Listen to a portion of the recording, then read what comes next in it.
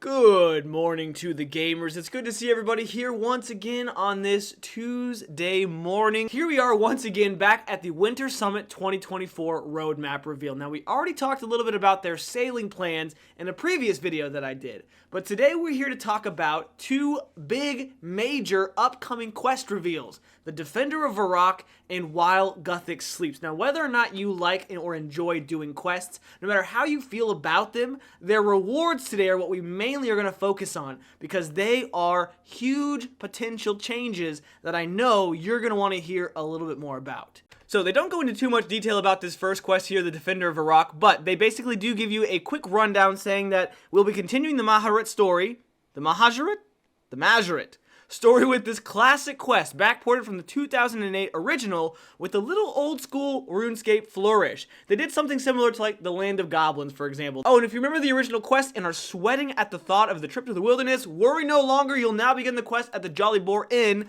Hardcore Iron Man, more like easy escape. We don't even have to step our damn foot into the wilderness. You'll love to see it. You'll encounter a new higher level zombie type during this quest, which you can continue fighting once the quest is over. So like in the original, the base is where you encounter them in a multi-combat area. The armored zombies will also have the chance of dropping a rare new weapon. Now this is where things get freaking juicy. As players level up, most find themselves using a dragon scimitar. That's me, that's BaldMob. Just point me out next time, Jagex. We want the zombie axe to fill the gap between the two. Once it's unlocked, you'll likely want to use it over the scimitar in many situations. If you're not an Iron Man, it's not that big of a deal, because you can just buy whatever the hell weapon you want. I mean, well, I'm not saying it's easy escape, but come on now. But they are helping those players that are stuck in this rut, thinking that, oh, well, here we go, now it's dragon scimitar time until I grind out 85 Slayer. Zombie axe, what do you think about that? A weapon that's better than the dragon scimitar, not faster, it's not faster than it, but it's gonna be pretty much better in every other way.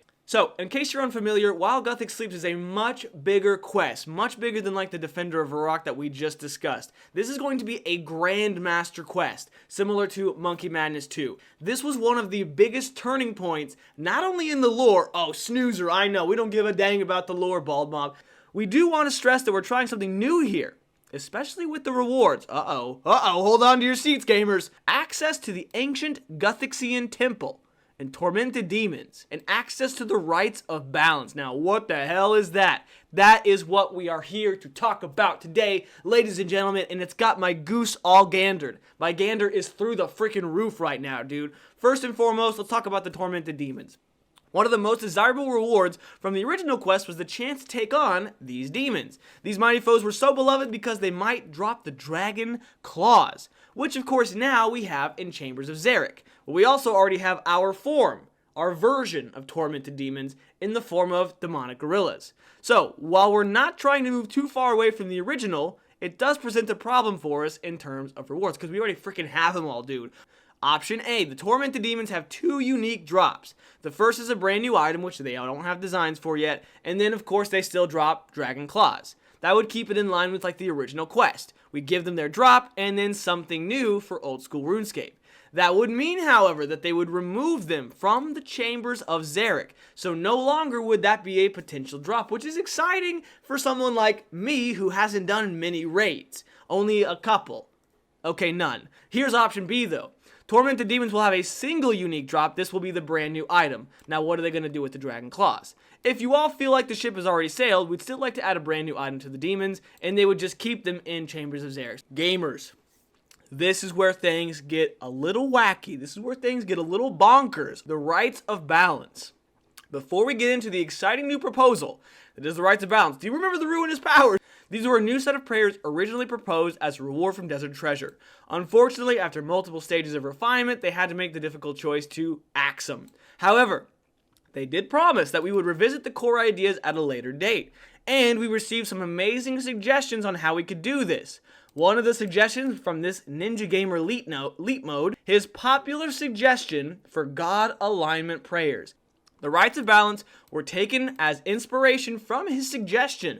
After completing the quest, you will have unlocked the rites of balance, and you'll be able to use them by praying at the ancient Guthixian temple. That will act as a new late game extra to the current prayer book, so you'll have access to everything you already know and love. So it's not going to be a whole new designed prayer book. Instead, you get these God affiliations. Basically, you can change your style of prayers with these. Here is his Reddit post, Ninja Gamer Elite, Ninja Pig, like they just talked about. Here is his God alignment suggestion. It's in expanded form. This is what Jagex took and put on their news post. So what are God alignments? God alignments would be a replacement for new prayers or prayer books, similar to the Ruinous Powers and how they got all messed up. Instead of substituting your entire prayer book, they fill a new alignment spot, which has 4 new prayers, and you can see them highlighted down there. Players can only be aligned to a singular god at a time, meaning that they can add horizontal progression and player choice to combat, so you can really have a lot of versatility. God alignments would be rewards from completing high-level quests, such as Song of the Elves and Desert Treasure 2. By adding alignments alongside major quests, it spaces their release out and gives Jagex additional time to balance them. It's easier to design and balance 4 separate prayers than, of course, an entire new prayer book. So, how would you align to a god? A player would align themselves to a god by using what's called a devoted altar. Multiple altars can exist for each god, so they can be spread out around the world. Alignment should be designed around specific play styles or mechanics instead of combat. That way, we're not running into another evolution of combat. So there's like 3 different categories: overhead prayers, boosting prayers or buffs, and utility prayers. Only 1 overhead prayer can be used at a time, of course, only 1 boost prayer, and there's no limit, though, to however many utility prayers you can use. Vindication is a utility prayer. If a player falls below 10% HP while you are near, they're healed based on your maximum prayer. So you lose a percentage of that current hit points, but you heal like a friend. Look at some of these for the Sayer Dolmen's alignment. This would be from the Sea Slug questline. The Sanctuary Overhead Prayer is bonkers. It must be activated alongside a protection prayer. Create a 3x3 dome centered on yourself, sharing your protection. It's like a bubble shield. Sanctify. While active poison and venom damage is prevented, prayer points are drained, so you kind of like a protect from melee, it's just a protect from poison. Oh, here are some cool ones for Zamorak's alignment, dude. This would be from the Vampire questline. That makes sense. Decimate, a boost prayer. Gain a bonus damage in all styles, scaling with the damage you last took. That is great for like tanking, like if you're wearing like Darox or something, dude. Imagine the damage output you could do with some of that. Obliterate, a utility prayer. The first attack you deal to an enemy is guaranteed to strike. So you could use that with like a spec weapon and you would be guaranteed your like Dragon Warhammer spec. Aviancy Agility, an overhead prayer that blocks all damage equal to or under a percentage of your current run energy. Cloud Stepper is a utility prayer. Utilize prayer points instead of run energy while moving. Restores additional run energy based on distance traveled. That one is kind of insano mode. Imagine how far and how much faster you could travel. Agility. Imagine like agility training. I feel like this one would really kind of mess up some of the metas. Frenzy, a utility prayer. While active, nearby monsters become aggressive towards you.